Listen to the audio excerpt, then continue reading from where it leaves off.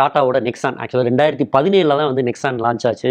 நெக்ஸானுக்கு ஒரு பெருமை என்னன்னா, இந்தியாவிலே வந்து குளோபல் என்கேப்பில் வந்து ஃபஸ்ட்டு 5 ஸ்டார் ரேட்டிங் வாங்கின டாட்டாவோட காரு நெக்ஸானு.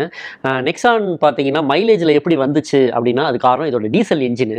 நான் வந்து பெட்ரோல் பற்றி பேசலை, ஏன்னா பெட்ரோல் இன்ஜின் நெக்ஸானை பற்றி நிறைய பேர் வந்து குறை சொல்கிறாங்க. ஏன்னா அதில் 12 கிலோமீட்டர் தான் வந்து மைலேஜ்லாம் தரதாக சொல்கிறாங்க. நான் இப்போ சொல்ல போகிறது டீசல் 115 பிஹெச்பி, ஹைவேஸில் வந்து சும்மா தெறிக்க விடலாம். அது மாதிரி இதோட டார்க் 260 நியூட்டன் மீட்டர்.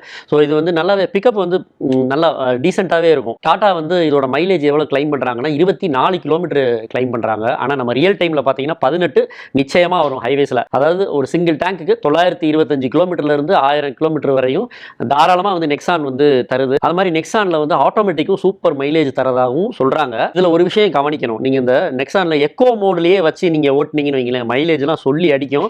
அதில் மாதிரி இதில் ஸ்போர்ட்ஸ் மோடு அப்படிங்கிறது பெர்ஃபார்மன்ஸுக்கு நண்பன், எக்கோ மோடுங்கிறது மைலேஜுக்கு நண்பன்.